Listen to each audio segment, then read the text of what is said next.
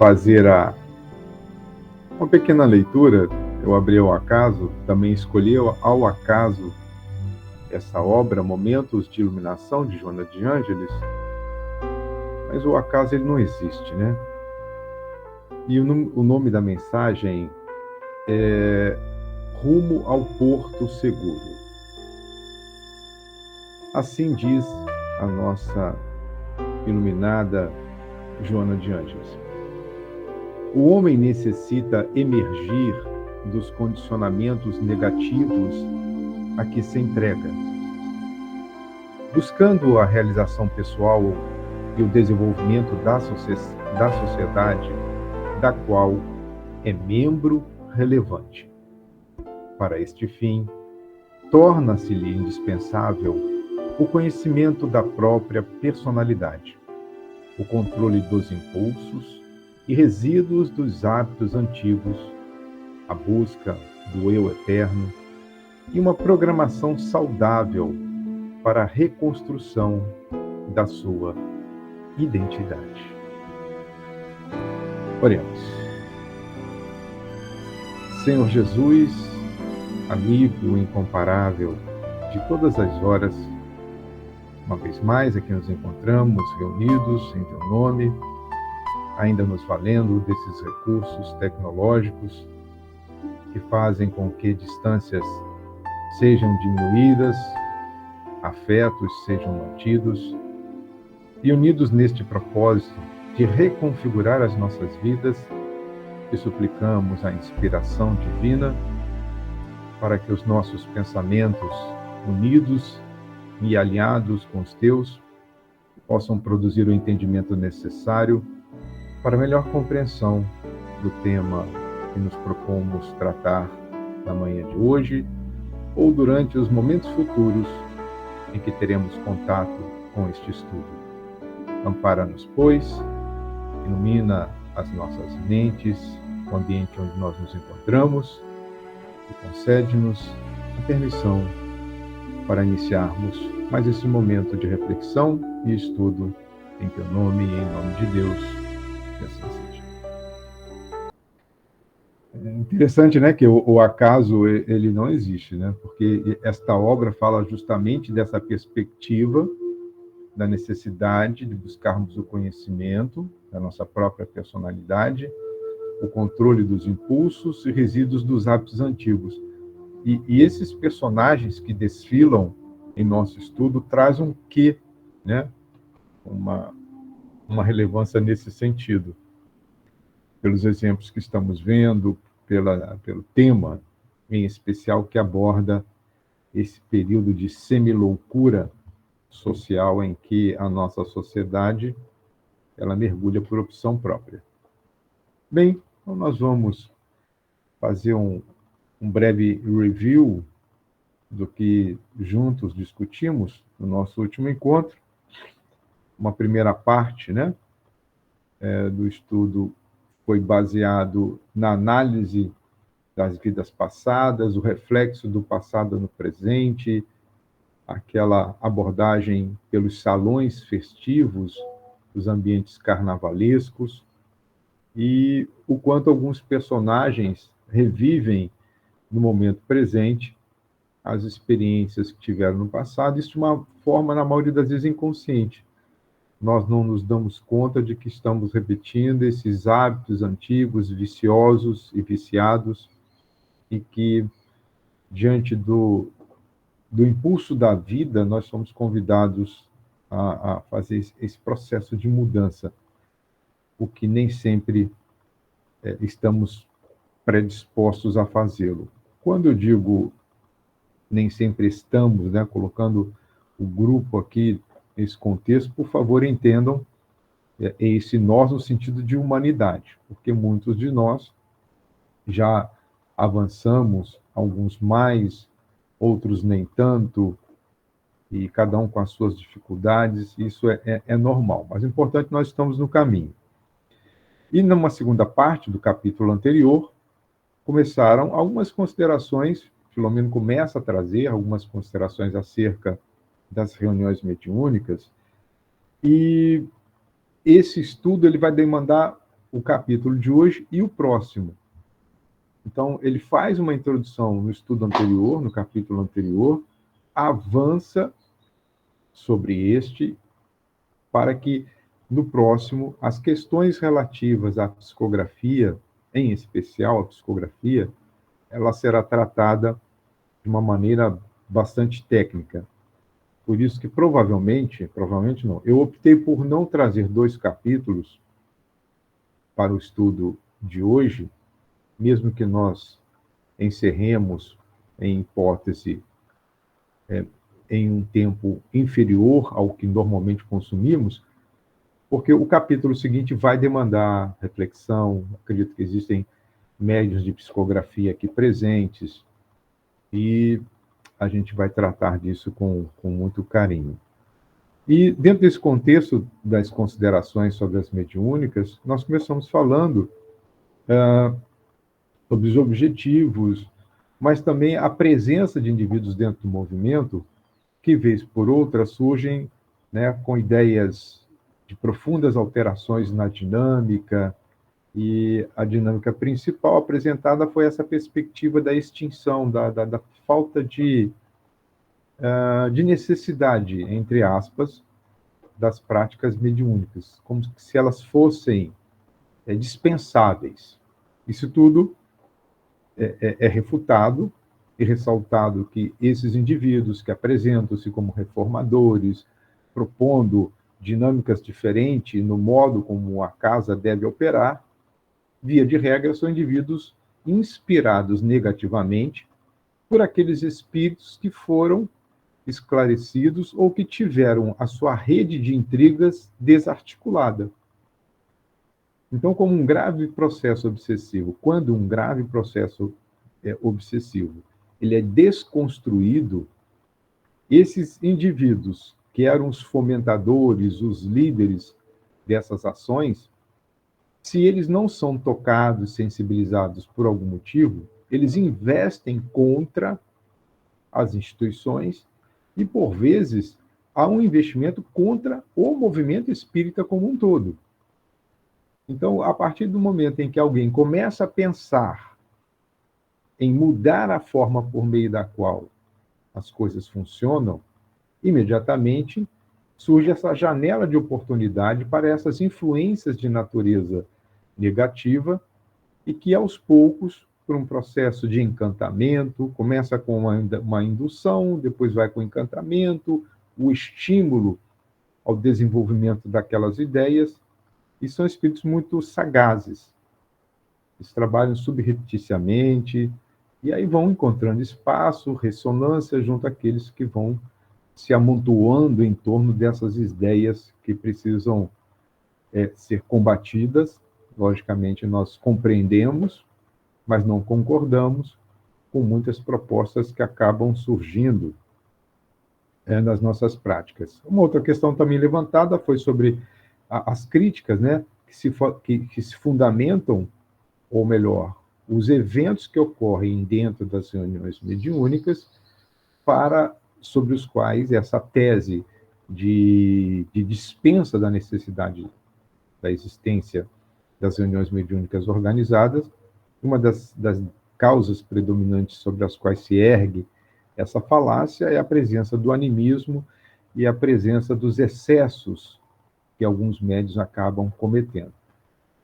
A respeito do animismo, toda vez que essa expressão surge, é preciso que nós entendamos que o animismo sempre estará presente, porque o médium é o intérprete. O problema do animismo é quando há uma fixação por parte de um instrumento mediúnico em um problema. É como se todas as comunicações elas ficassem gravitando em cima de uma ideia-força. Pode variar aqui e acolá, mas há um problema que a gente chama de pilar base. Sobre esse pilar base, todas as outras manifestações mediúnicas acabam gravitando. Vamos aqui trazer, por exemplo, construir uma ideia para ver se fica mais claro. Imaginemos que tenhamos um médium que viva uma experiência conflituosa no campo da sua sexualidade. Seja ela hétero, seja ela homo, não importa, é no campo da sexualidade. E aí todas as comunicações que por este médium passam a ocorrer, elas estariam centradas neste conflito que surge da própria intimidade. Então, ele passa a falar sobre questões que estão atinentes à sua personalidade. Agora, olha que interessante. Se os membros do grupo não se conhecem, a descoberta da presença dessa tintura anímica vai demandar meses a fio, ou até anos, ou jamais será, de certa forma. Às vezes, essas questões elas precisam estar muito atentas. Eu sempre faço uma recomendação, recomendação não, né? Acho que a gente não... Enfim, entenda como queiram. É uma ideia que seria interessante os grupos, quando dispuserem de alguém que não seja um médium psicofônico, um dialogador, alguém da equipe de sustentação, que ele pudesse funcionar à semelhança de um secretário, fazendo esses apontamentos sem julgamento. Lembra que uma vez eu comentei que seria interessante uma espécie de uma tabelinha, onde tivesse o nome dos médiums, quantas comunicações cada médium ele está produzindo em uma reunião, porque isso são indicadores que podem sinalizar, em um momento de avaliação, possibilidades de aprofundamento sobre a dinâmica, o ritmo que vai sendo desenvolvido na prática mediúnica. Sim, vejam só, é lógico que a dinâmica da prática mediúnica vai ensejar a possibilidade ou não da realização. Então, isso é um assunto a ser discutido no grupo. Os grupos grandes fica mais difícil, porque podem ter comunicações simultâneas, e muitas comunicações simultâneas, na nossa forma de entender, elas dificultam o aprendizado dos demais, pode produzir ruídos excessivos, enfim. Isso é campo ainda para muito diálogo e entendimento. Mas isso tudo começa dentro do próprio grupo. Bom, passada essa fase de revisão do que vimos, vamos ao que nos propomos realizar, então. A ideia começa... interessante que veja que são capítulos que vão mexer.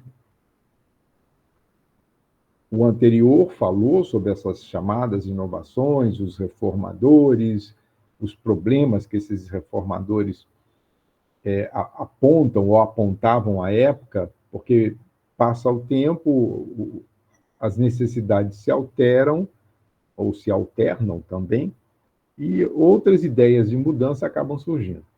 O importante é estarmos atentos e perceber isso a tempo de evitar maiores danos ao movimento.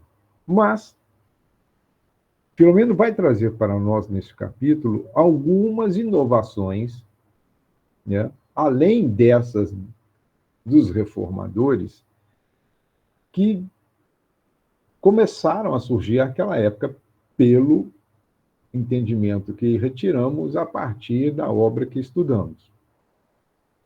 Mas isso me parece que já é algo de há muito tempo. E são duas, basicamente.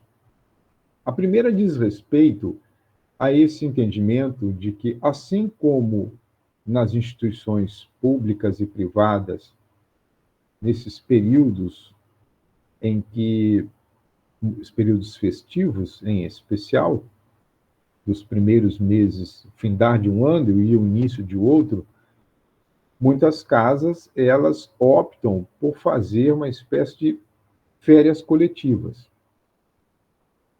Não vou entrar aqui no mérito, porque são muitas as variantes, mas a questão é, nós vivemos com uma proposta de servir a uma causa. Estamos na condição de encarnados, então há uma necessidade de repouso, mas também há uma necessidade igualmente de consolo. Então fica nessa questão, nesse conflito entre como uma casa deve proceder. É lógico que as casas grandes, com trabalhadores em número suficiente, é compreensível que seja montado alguma forma de rodízio, a fim de que todos, em algum momento, possam usufruir deste repouso, desse recolhimento junto aos familiares, ou até mesmo a busca de um lazer saudável. Todos tenham as condições de, assim, gozarem esses períodos. Embora nós saibamos que a dinâmica social hoje é diferente da dinâmica social em que a obra ela foi apresentada a público, outros fatores acabam pressionando a vida da instituição religiosa, mas há sempre alguns apontamentos que precisam ser feitos para que nós não percamos de vista qual é o objetivo daquela instituição, ou da instituição a qual nós estamos vinculados. Por isso, a primeira ressalva, que embora seja compreensível a necessidade do repouso, mas é importante percebermos que há indivíduos, há pessoas que precisam de consolo, de atendimento nesses momentos. Daí, Filomena apresentar esse apontamento, que sempre haverá, no entanto, aqueles que permanecem e podem prosseguir sustentando pelo menos algumas atividades da casa espírita. Então, os grupos de estudo, como eu vejo na maioria das instituições, eles fazem um recesso, o que é normal, mas aquelas atividades que são atividades básicas de produção deste consolo, de conhecimento, de orientação, elas, via de regra, elas permanecem, a não ser naqueles momentos em que não há como, porque mesmo que alguma instituição esteja aberta, é preciso que se tenha um planejamento muito preciso, porque senão a instituição abre e não há comparecimento dos encarnados. Embora nós saibamos, né, de que há a presença dos desencarnados. Veja como a gente fica assim numa espécie de dúvida sobre a quem servir. Só que os espíritos não fazem jogo de meias palavras como eu aqui estou fazendo. Isso, olha, o Pai até hoje trabalha. O Pai no sentido, o Criador. Deus não descansa. Jesus não repousou. Mas nós estamos numa condição humana. Então há um entendimento. Mas há essa ressalva. Sempre haverá, no entanto, aqueles que permanecem podem prosseguir sustentando pelo menos algumas atividades da casa que deve. Bom, aí há uma questão impositiva. Porque se fosse optativa, seria pode. Não.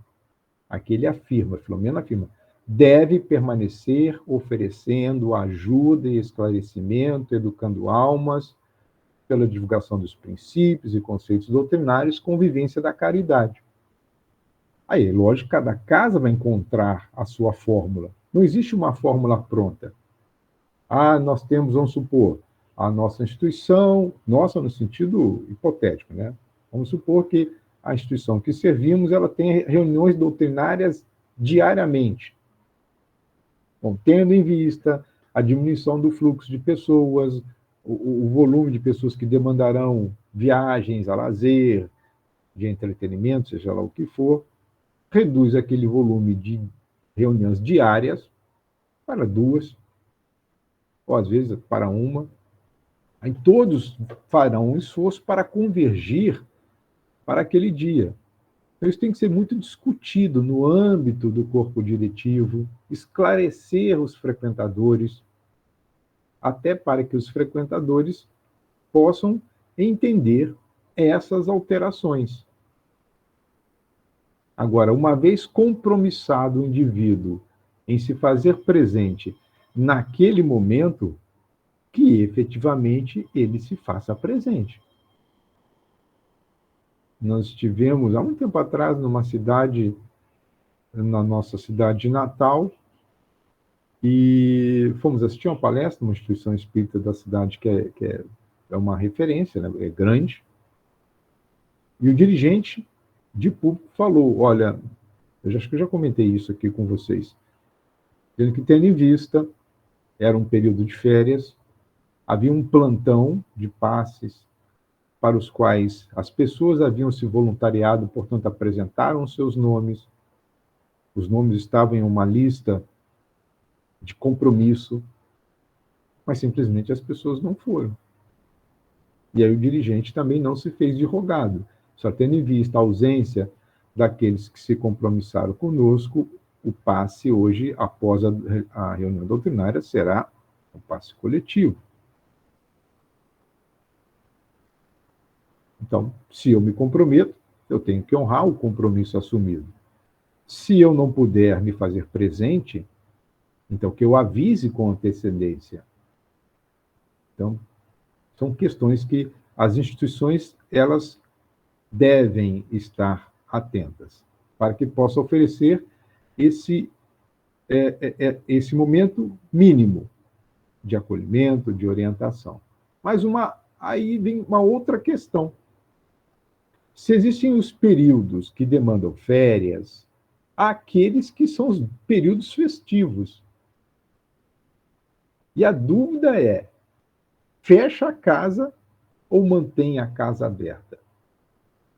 Eu confesso para vocês que os espíritos são muito precisos em relação a isso.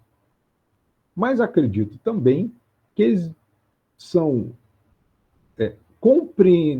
entendedores e misericordiosos o suficiente para que há situações que eu não sei qual é a resposta. Tem uma instituição aqui em Salvador que ela fica no início do circuito Barra Ondina. Ali onde os trios vão fazendo, vão estacionando, fazem os seus aquecimentos.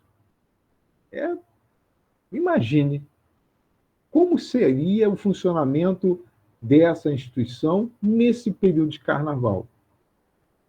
Eu nunca perguntei para a dirigente, estarei lá, talvez, acho que é final do mês, numa atividade doutrinária, e eu vou tirar essa dúvida pessoalmente, sem qualquer tipo de condenação da minha parte. Outras questões, por exemplo, nesses períodos de carnaval, que é a coisa que está mais diretamente focada, essa casa espírita, por exemplo, ela está próxima ao circuito, ela não está dentro do circuito. Bom, se ela está próxima ao circuito, ela passa a integrar um cinturão de segurança pública. Agora, imaginemos aquelas instituições que estão muito distantes do ambiente de carnaval, estou falando do momento presente, tá? Onde a força policial, por uma questão até de concentração de pessoas, ela tem que deslocar a maioria dos seus efetivos para o local onde o risco de ocorrer um problema é maior. Então, a vigilância na periferia diminui na medida em que há uma concentração de público em outra localidade. Então, vejo que as decisões elas precisam ser muito bem pensadas, mas os espíritos, uma vez mais, vão fazendo os seus apontamentos. Diga aí, Marcos, por favor.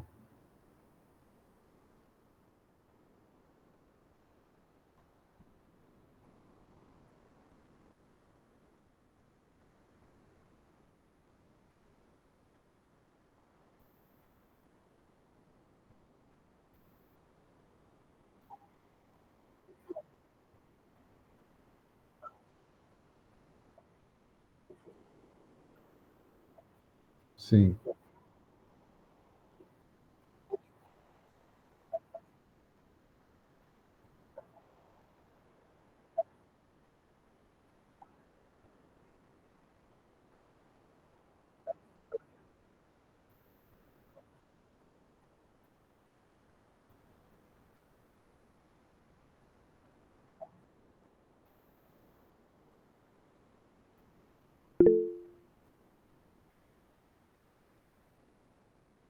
sim.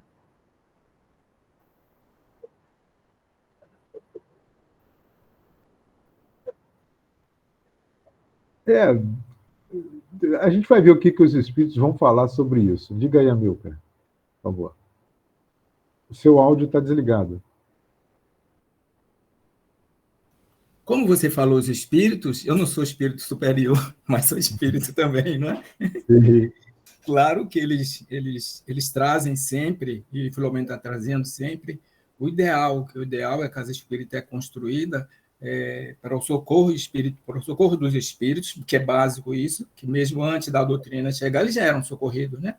Nós sim, temos muito mais tempo com o trabalho só dos espíritos do que com o apoio do encarnado, inclusive, que é a ferramenta que termina acelerando mais ainda o processo de cada um de nós, o processo espiritual, o processo psíquico, numa reunião única de grande utilidade para aqueles que participamos.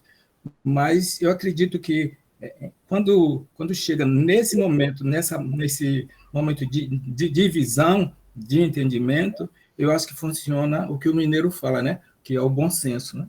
O bom senso, e eles esperam, os orientadores espirituais, espera de cada um de nós que tenhamos o bom senso. Né?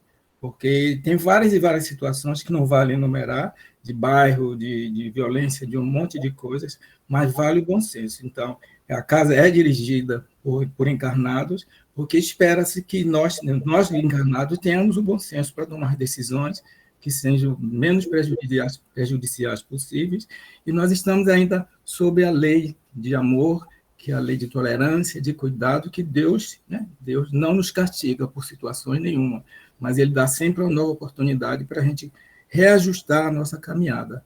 Então, volto a dizer, acho que o bom senso é o melhor, né? É a melhor ferramenta para sim, fazer os trabalhos. perfeito. É isso aí. Mas vamos lá, veja só.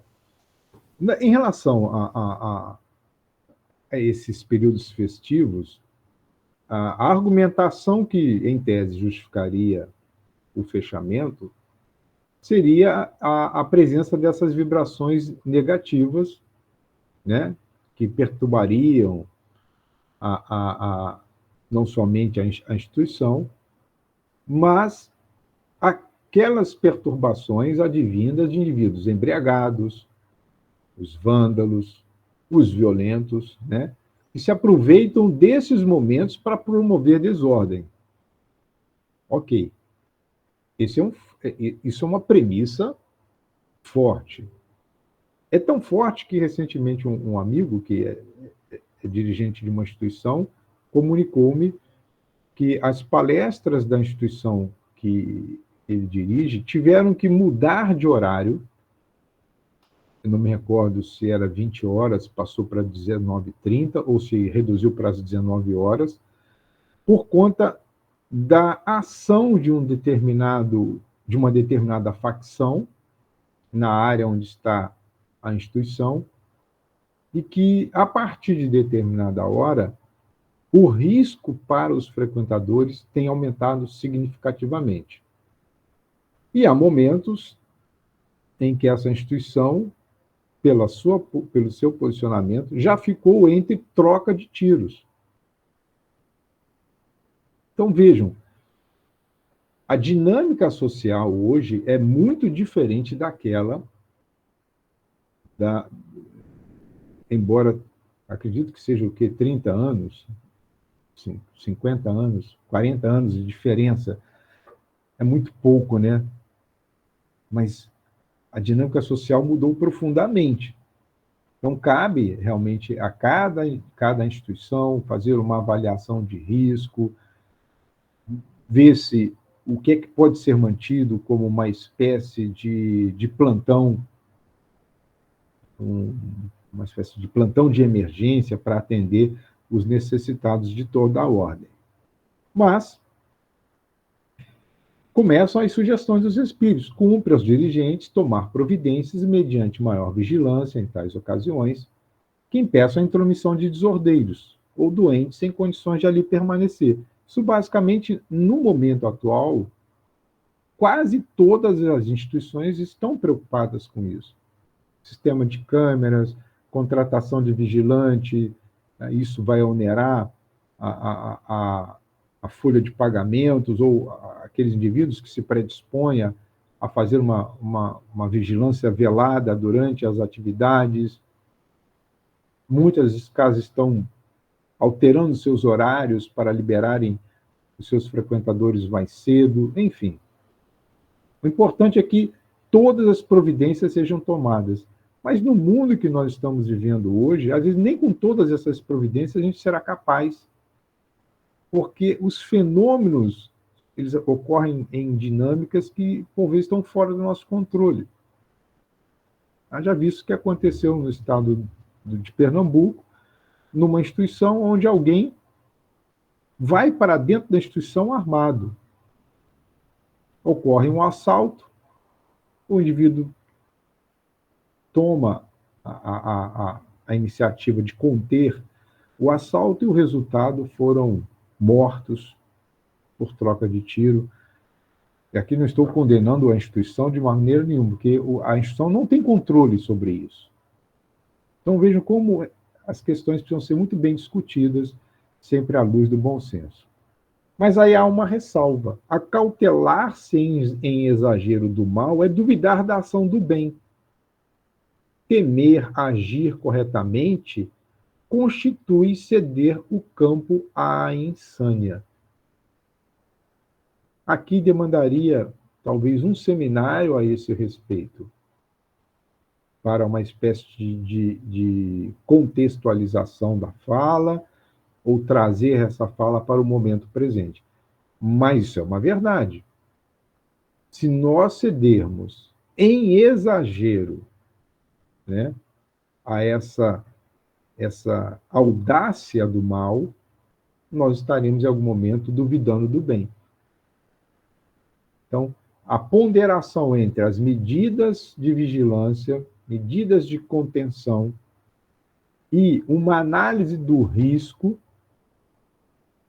versus número de pessoas, trabalhadores predispostas a estarem presentes, é algo que só a instituição será capaz de encontrar uma solução.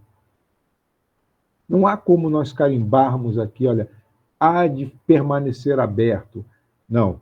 É justificável o fechamento. Não.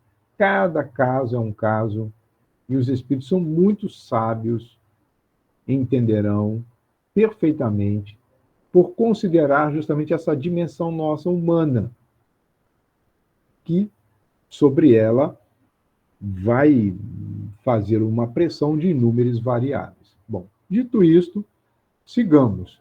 Porque a pergunta básica é: por que nós tememos? E Filomeno faz uma comparação. Olha, o médico não teme o contágio do enfermo porque sabe defender-se.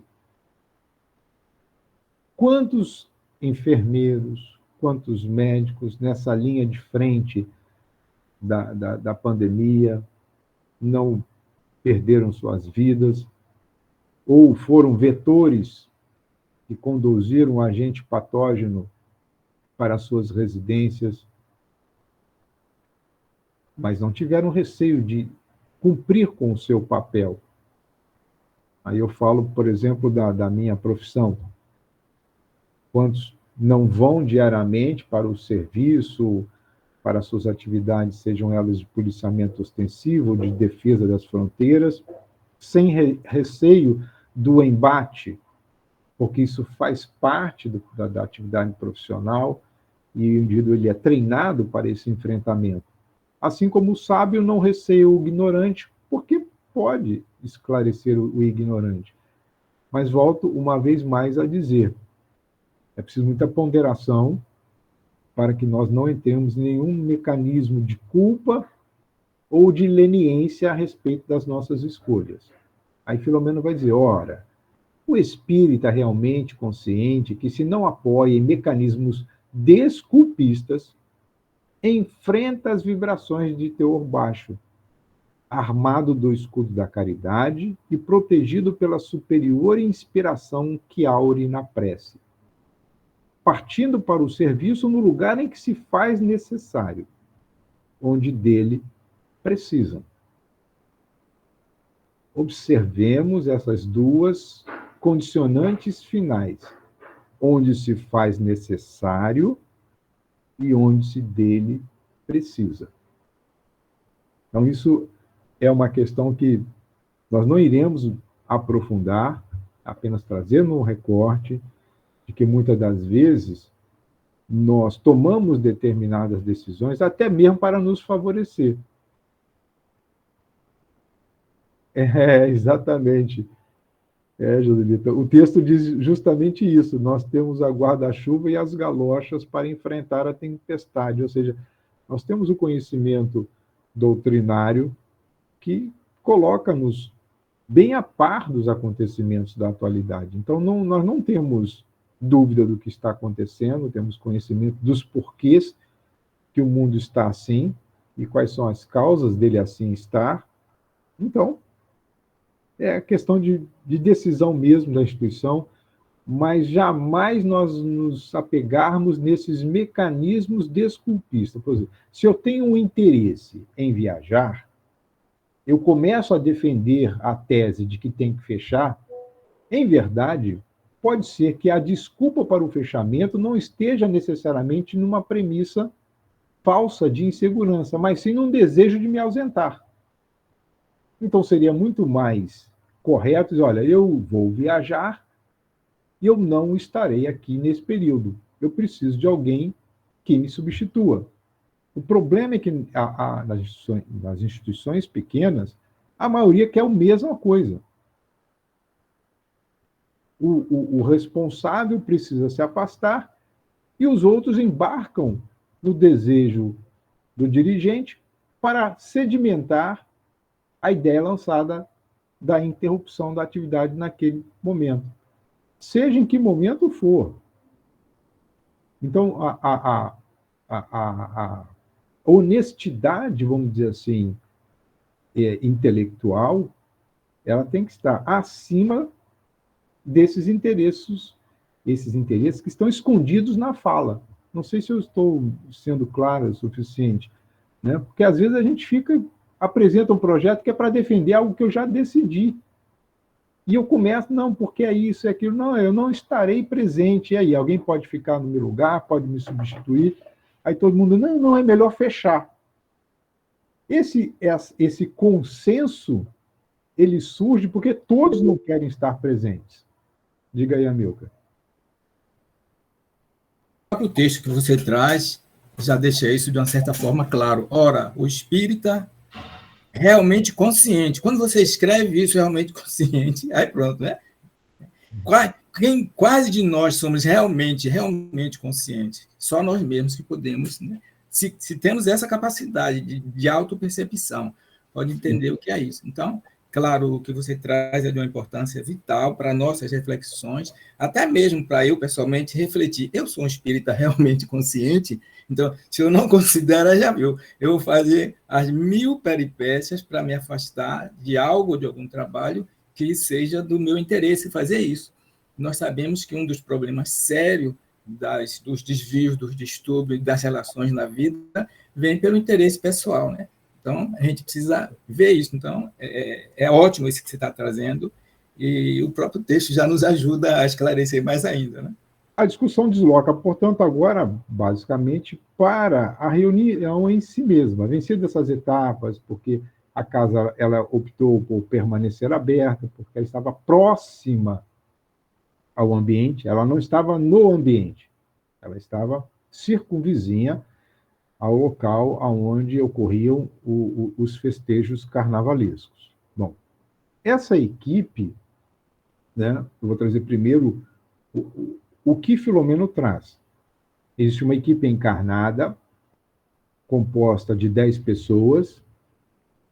Esse layout é da minha cabeça, entenda? Eu não sei se é assim que 10 pessoas sentam ao redor de uma mesa. Mas se a mesa for retangular, a única forma é essa, pelo menos que eu conheço. Enfim, então são 10 indivíduos da equipe encarnado e um espaço para receber até 25 convidados. Não se entra no mérito de quais seriam os critérios para esses convidados estarem presentes, se eles passaram por uma, eu vou dizer, uma prévia seleção, se são indivíduos que já circulam pela casa espírita, pelo atendimento fraterno, ou se são simplesmente indivíduos en passant. Entram na instituição, tem o dia da reunião mediúnica e as pessoas possuem livre acesso. Eu tenho muita dificuldade em acreditar de que seja nesse nível. Eu acho que o mais plausível seria, uma vez que é facultada a presença de convidados, que esses indivíduos foram pré-selecionados. Isso aí é um entendimento meu. Mas o mais interessante é que Filomeno não faz nenhum juízo de valor. Então, aqueles que dizem assim, mas Filomeno escreve uma obra em que ele... Bom, Filomeno está relatando a vivência que ele teve em uma casa espírita, acreditamos que seja séria, e que possui todo um sistema organizado para que essa dinâmica mediúnica ocorra sob controle.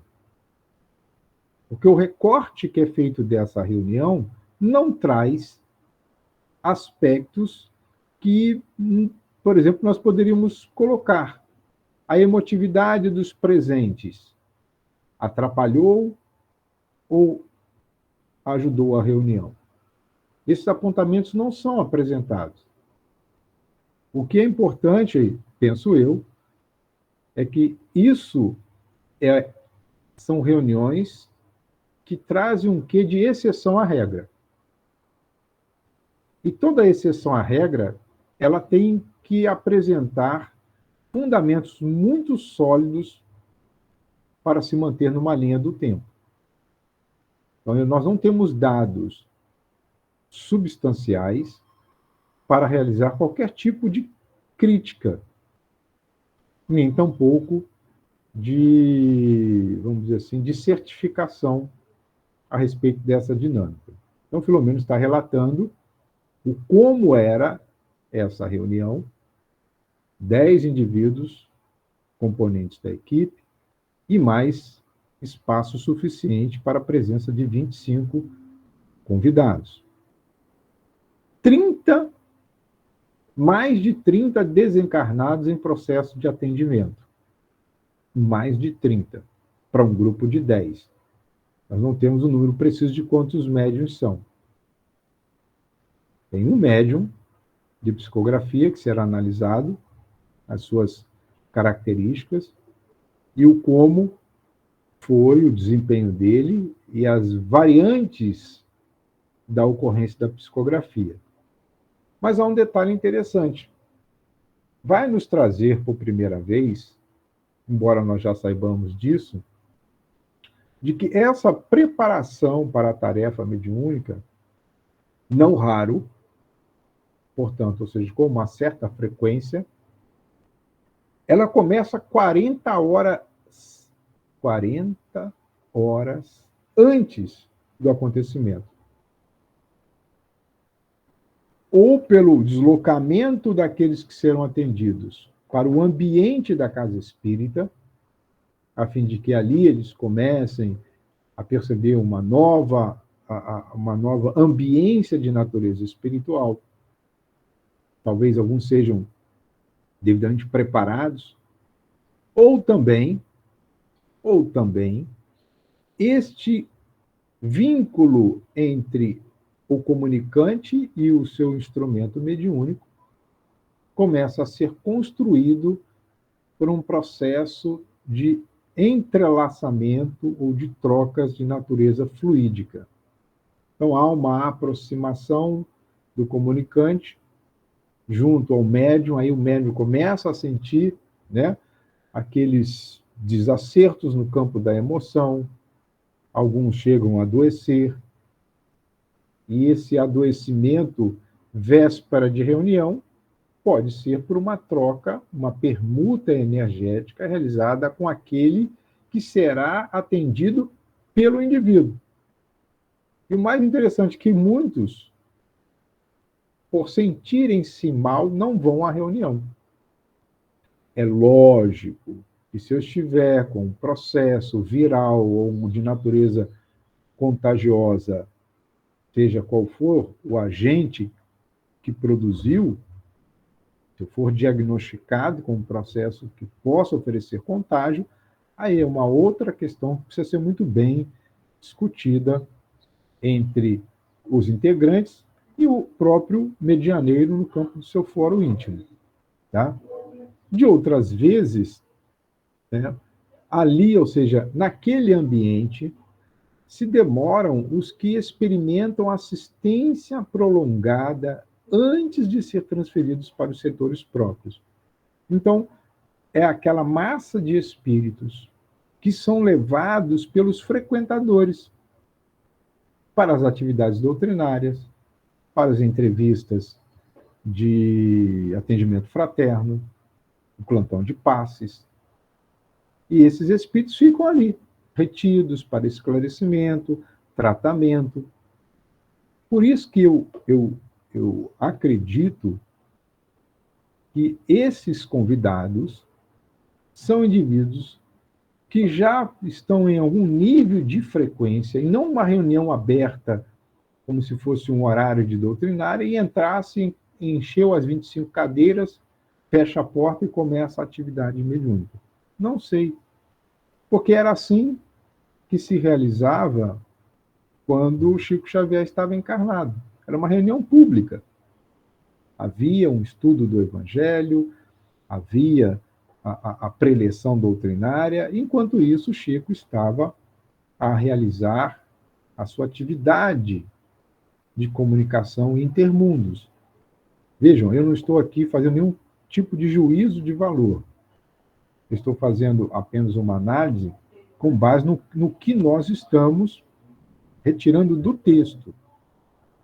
Porque aqui está falando que existia mais de uma trintena de espíritos em atendimento, ali se demoravam eles. Se eles estão em assistência prolongada, é porque por algum fator para a instituição foram encaminhados. E para a instituição são encaminhados aqueles espíritos que estão vinculados aos que dela participam. É lógico que há os transeuntes da dimensão espiritual que são acolhidos também. É esperado que isso também aconteça. Então, uma vez mais, não há dados suficientes para nós, pelo menos até este momento, estabelecer como era a dinâmica a respeito dos convidados. Mas o interessante é que, uma vez mais, é trazida essa perspectiva da perturbação pós-morte, produzida pela influência dos familiares, que, por meio de lembranças contínuas do evento doloroso que foi a causa da morte dos seus entes queridos, e esses indivíduos presentes na reunião mediúnica, ou até mesmo fora dela, ao lembrar-se do ocorrido, aquele espírito, já na condição de desencarnado, vem a experimentar, por recuperação da memória, aquele ato traumático por ele vivenciado. Na quinta-feira eu estava no centro e eu peguei um livro, que é uma psicografia de Chico Xavier, eu não me recordo o nome do livro, são poucos casos, e um deles retrata um acidente que ocorreu, acho que foi em 1959, na cidade de São José do Rio Preto, no estado de São Paulo. E um grupo de jovens, todos eles morreram afogados, porque o ônibus que os transportava para uma atividade numa cidade vizinha, acho que eram membros de uma orquestra, de uma banda, de uma fanfarra, algo nesse sentido, o veículo cai no rio, à exceção do motorista, todos foram vitimados, portanto, perto de 60 pessoas vieram a óbito. E a cidade foi uma comoção, culparam o motorista, porque foi o motorista único que sobreviveu. E em um evento do qual, eu agora não me recordo se Chico Xavier foi a essa cidade fazer uma atividade doutrinária, ou se os familiares foram até Uberaba, e lá receberam a psicografia, eu não tenho essa certeza, um dos jovens deu uma mensagem. E a mensagem é muito interessante, porque está doutrinariamente alinhada ao que Filomeno apresenta no capítulo seguinte. Esse jovem pede para sua mãe para que ela pare de chorar, e toda vez que ela chora, toda vez que ela lembra, toda vez que ela culpa o motorista, ele imediatamente volta àquele momento, sente-se asfixiado. Então, ele sofre a influência da família que recupera o ocorrido no momento fatídico que ceifou a vida do seu filho amado. E ele estava amparado por Schutel. Depois é esclarecido que Schutel é Caibar Schutel, foi um grande espírita do estado de São Paulo. Então vejam que o quanto o conhecimento doutrinário nos ajuda a levar o consolo, mas traz também os benefícios da reunião. A presença desses indivíduos diante dos fenômenos que eles presenciam, das informações que são trazidas, das mensagens que são escritas, traz calma e esperança aos que ficaram, porque são informações seguras, certificadoras da imortalidade da alma.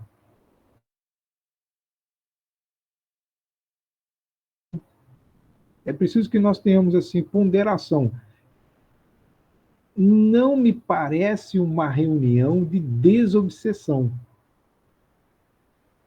Não está muito claro ainda para mim.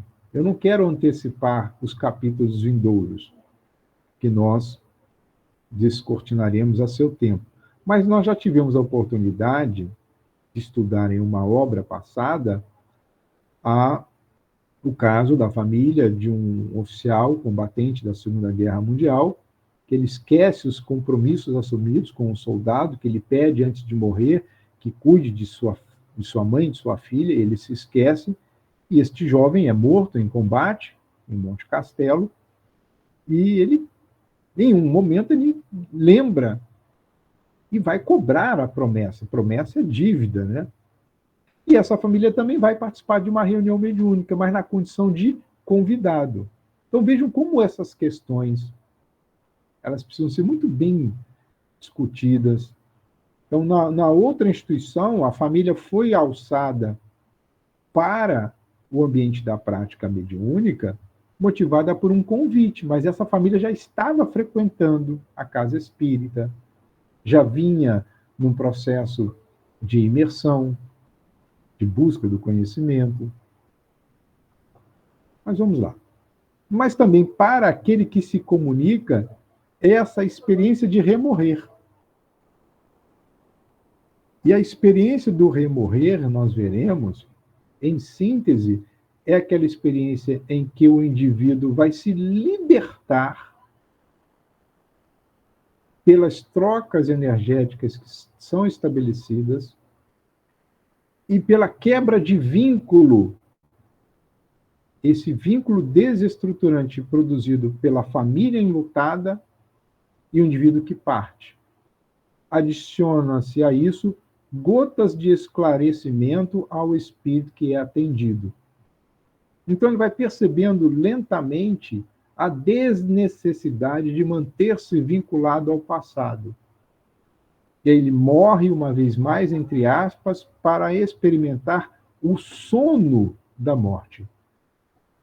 Esse sono da morte é aquele repouso, até que haja toda a desintoxicação dos fluidos que ainda permanecem como resíduos em seu corpo espiritual.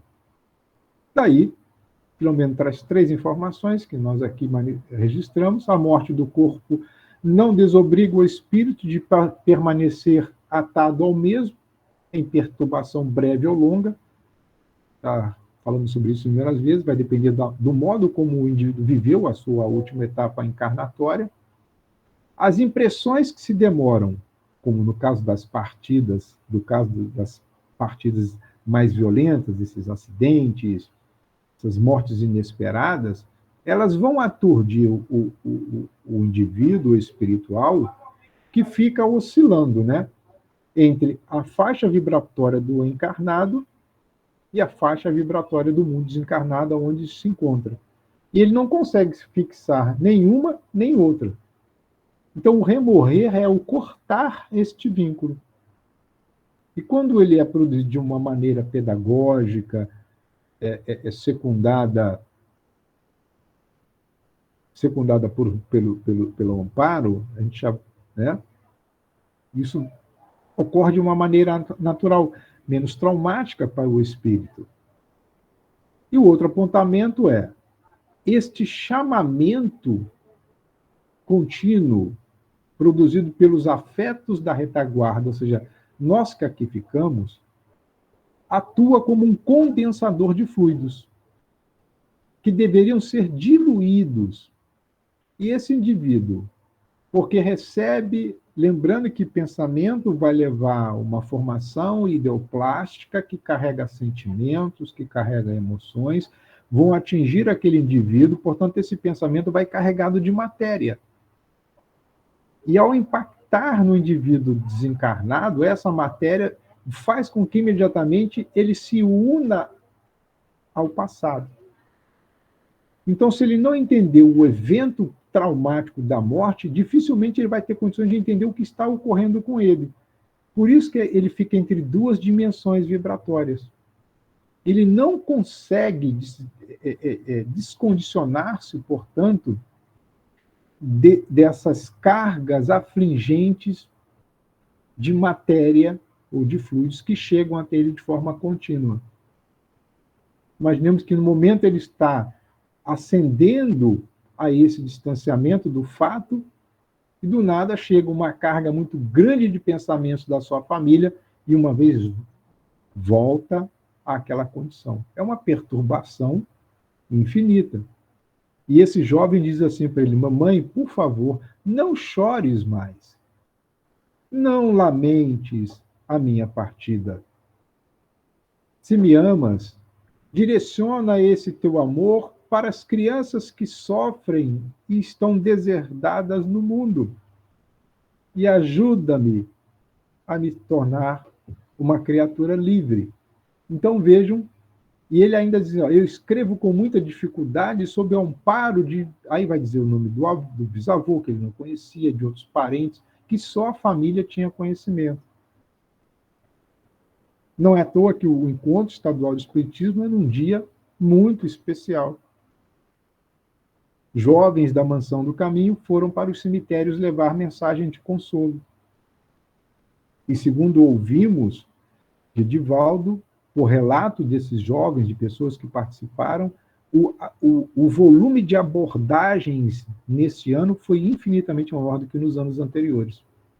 As pessoas iam voluntariamente, pediam orientações.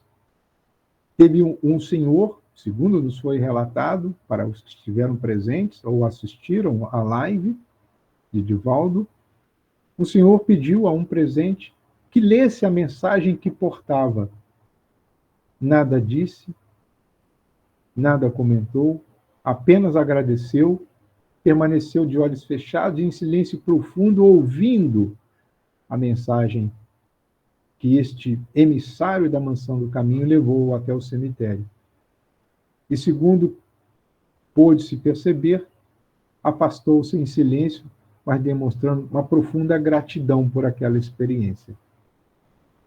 Então, nós temos responsabilidades muito grandes. Daí essas mensagens que seriam produzidas, ou que foram produzidas, elas trazerem informações que as certificam. E somente essas comunicações são certificadas, confirmadas, desde que necessariamente controladas. Olha que interessante. Evitando-se lamentáveis, ou, desculpem, evitando-se lamentações injustificáveis como informações inoportunas. Então, por vezes, o espírito sente o ímpeto de algo falar, aquele que está ali lhe orientando diz, não escreva, não fale, ou filtra o aparelho mediúnico. Então, há um controle. E, por vezes, a gente não imagina que o comunicante está sob controle de alguém que é o responsável por sua presença aí. Daí, olha a ressalva, para uma comunicação psicofônica ou psicográfica consciente, exige-se a prática e conhecimento da aparelhagem mediúnica que vai ser utilizada. Então, não há comunicação de improviso. Toda uma reunião mediúnica, ela é dirigida com muita responsabilidade. Os espíritos que coordenam essas práticas nos conhecem, sabem dos nossos potenciais, dos nossos limites. André Luiz chama isso de capacidade receptiva. Cada um tem uma capacidade receptiva diferente do outro. Então, 2 médiuns psicofônicos estarão aptos para diferentes possibilidades de comunicação. Então, eles sabem, eles conhecem a nossa aparelhagem mediúnica, o nosso compromisso, ou a falta dele, as variações das emoções. Por isso que o psicoscópio é um instrumento utilizado. Olha, vamos tirar a média aqui hoje. O que esses caras são capazes de produzir no dia, nesse encontro? Olha, vamos dizer para esses tais espíritos que vamos adiar o atendimento, porque o instrumento hoje não está afinado. Então, não vai ser possível ter os resultados que esperávamos. Mas, diga, Marcos.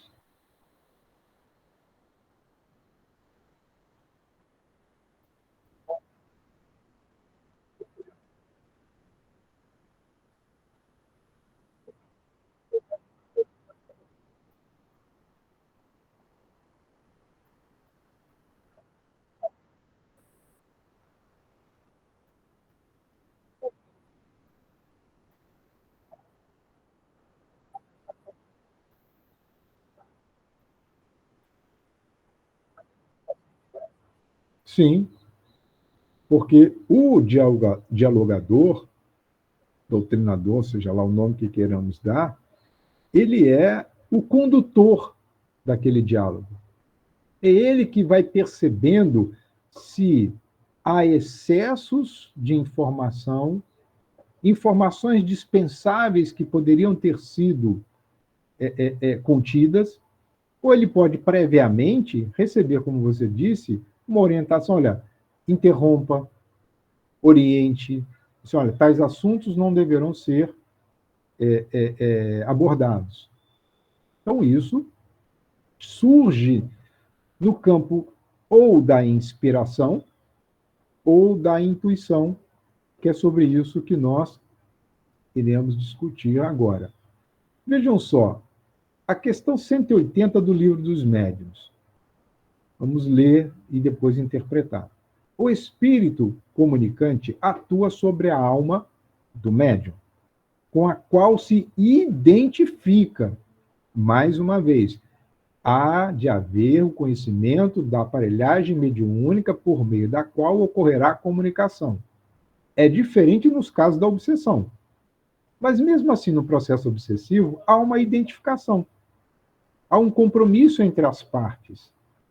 Há afetos que foram desconstruídos, transformados em desafetos, mas há uma afinidade entre ambos. Ok? A alma, portanto, o médium, sob esse impulso, dirige a mão e a mão dirige o lápis. Domina, malgrado seu, ou seja, este espírito comunicante que imprime este impulso, domina o médium à sua vontade. Em tal circunstância, o papel da alma não é o de inteira passividade. Ele recebe o pensamento do espírito livre e o transmite, seja pela escrita, depois veremos também a interpretação é válida para a fala. Nessa situação, o médium tem consciência do que escreve, tem consciência do que fala, embora não exprima o seu próprio pensamento. É o que se chama médium intuitivo. É possível reconhecer se o pensamento sugerido, por não ser nunca pré-concebido. Então, em um momento de comunicação, quando surge uma informação que ela não foi pré-concebida, a origem é da dimensão espiritual. Nasce, portanto, o conteúdo à medida que a escrita vai sendo traçada, ou vai sendo narrada. E a miúde é contrário à ideia que antecipadamente se formara, se isto ocorrer. No quadro comparativo vai ficar mais fácil de entendermos. Mas vejamos só na questão 8.2. Todo aquele que, tendo no estado normal, como também no estado de êxtase, recebendo pelo pensamento comunicações estranhas às suas ideias preconcebidas, pode ser incluído na categoria dos médiuns inspirados. Ué, mas nós estamos falando de médium intuitivo num lado, e agora inspirado? Aí que vem a cereja. Estes, como se vê, formam uma variedade da mediunidade intuitiva. O médium inspirado é uma variedade da faculdade intuitiva, com a diferença de que a intervenção de uma força oculta, é aí muito menos sensível. Então, a inspiração ela é quase imperceptível. No processo intuitivo, já é mais forte. Por isso que, ao inspirado, ainda é mais difícil distinguir o pensamento próprio do que lhe é sugerido. A espontaneidade é o que, sobretudo, caracteriza o pensamento deste último gênero. Então, essa questão, ela precisa ser compreendida para que nós não tenhamos dúvidas sobre os nossos... Então, o intuitivo, ele sente que há um impulso. O inspirado, não. O pensamento brota, mas a gente percebe que aquele conjunto de informações não estava nem na intuição, nem na inspiração, não faz parte do nosso processo, do nosso modo de pensar cotidiano. Que vou aqui dar um exemplo. Quem faz palestra sabe que há de haver uma preparação prévia para que o tema seja de domínio, né? É bem difícil mesmo, Joselita. Conversando com Marcel Mariano, certa feita, e depois lendo a respeito do assunto, para que nós produzamos uma palestra de 45 minutos com conteúdo satisfatório, faz-se necessário, no mínimo, 10 horas de estudo prévio. 10 horas de estudo prévio. É lógico que durante a fala, durante a exposição, o que pode acontecer? Espíritos ali presentes inspirem. E, por exemplo, ampliações de conteúdo, exemplos que surgem, derivações para melhor entendimento do tema proposto. Então, a inspiração é um complemento do que já existe no indivíduo. Lembrando que o inspirado é muito difícil distinguir o pensamento próprio do que é sugerido. Mas há questões que surgem na exposição que são processos mais profundos. Então, uma inspiração pode produzir um processo intuitivo. Veja como é interessante. Porque há algo que está dentro da preparação prévia que, por algum fator, não foi abordado. E aí, um espírito vem e inspira o palestrante. Olha, aquele tema que você estudou lá atrás, isso é de fundamental importância para a sua fala. E aí recuperamos aquela informação intuitivamente por força de uma inspiração. Porque a intuição, ela precisa de uma base, precisa de conteúdo prévio. Então, os espíritos modulam o nosso pensamento, eles trazem um pacote informacional que é deles, mas porque eles sabem que há em nós algo que dá sustentação para que o pensamento deles sejam produzidos. Veremos que é diferente a questão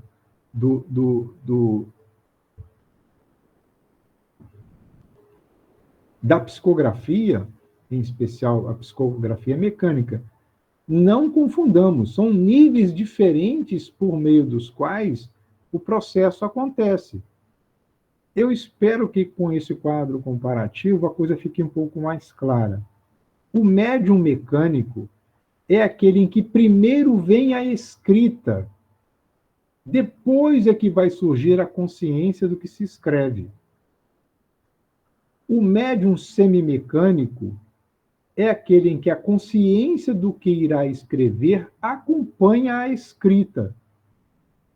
E o médium intuitivo é aquele em quem a consciência do que irá escrever precede a escrita, mas segue a mesma premissa, porque, veja só, são centros diferentes. No caso da psicografia, quando nós falamos médium mecânico, você tem um domínio do espírito sobre a área motora. Por isso que a escrita vem primeiro do que se percebe. E, via de regra, a depender de como essa escrita é feita, você só vai poder ler depois que concluir. Então, se você não está lendo, a mão vai freneticamente, ela está escrevendo, a sua consciência não está participando do que está ocorrendo. Esse é o médium mecânico. Se há uma participação simultânea, vai escrevendo e vai se perceber. Não estou falando de leitura, entendam, gente. Não é que a questão aqui não é ler o que se escreve, é ter consciência do que se escreve. É diferente. Porque eu posso estar fechado, a minha mão está a escrever e eu tenho consciência do que está saindo. Então, cada médium vai ter que fazer o seu grau de experimentação. O médium intuitivo é aquele que tem a consciência do que irá escrever e aí vai transferindo para o papel. Teoricamente, é muito fácil nós entendermos. Teoricamente. Mas somente a experimentação vai dar a certeza disso para nós. E sobre a psicofonia, então, vamos ver se a gente consegue esclarecer a questão que o Marcos nos colocou. O médium inconsciente. Aí nós estamos falando também, eu não tenho consciência do que eu estou a falar. Se ao escrever eu não tenho consciência do que escreve, nós pressupomos que tanto o médium mecânico quanto o médium inconsciente, via de regra, possuem um grau de transe mais profundo. Mas há casos de médiuns mecânicos que possuem a consciência preservada, mas a dissociação só ocorre no centro motor. Ou seja, eu posso estar conversando com uma outra pessoa e as minhas mãos escrevendo. As meninas da codificação faziam isso. Então, a dissociação naquele momento, ela só ocorre no centro da motricidade. Mas a depender das circunstâncias, o médium pode estar em transe profundo, desdobra, que é o que via de regra acontece, então ele entra num desdobramento e o corpo vira apenas um instrumento da escrita. Esse é o médium mecânico, é o médium inconsciente. Tá? O comunicante é capaz de administrar voz, estilo de linguagem, formação das frases, com a autenticidade que lhe garanta a certificação da verdade da sua autoria. Até os gestos podem ser controlados. Agora, no médium inconsciente, na psicofonia, ele não tem referência do que se deu durante o período em que ele esteve em transe. É o que se chama de amnésia lacunar. Nessa lacuna, nesse recorte de tempo em que ele esteve em transe profundo, ele não se recorda do que falou, que, na verdade, quem falou não foi ele. Ele emprestou os centros da fala para aquele que tinha intenção de comunicar. O médium semiconsciente. O comunicante exerce parcial controle sobre o médium. Mantém o controle das ideias, seu estilo de fala, pode ou não ocorrer gestos. O médium não se lembrará dos detalhes, mas terá uma ideia geral do que foi dito. O médium consciente, os espíritos transmitem suas comunicações telepaticamente e momentaneamente. O médium, enquanto recebe, repassa a mensagem. Continua consciente, mantendo sua própria voz, vocabulário, linguagem gestual, apenas a ideia do espírito. O médium tem controle total sobre a manifestação espiritual. Ou espera-se que ele tenha esse controle. Meus queridos, agora a gente vai passar para a fase da discussão, porque o capítulo já encerrou. Eu trouxe isso no final apenas para tentar, de certa forma, ampliar o entendimento do que acontece, embora esse quadro comparativo ele é muito resumido. Existem muitas nuances e fazem com que essas experiências sejam singulares. Então, cabe ao médium ele fazer uma análise do que acontece com ele e tentar enquadrar-se, se ele é médium de psicofonia ou de psicografia, em qual grau de transe ele se encontra e em que manifestação mediúnica ou em que tipologia de manifestação mediúnica melhor se enquadra a sua faculdade. Feito isso, a parte expositiva está encerrada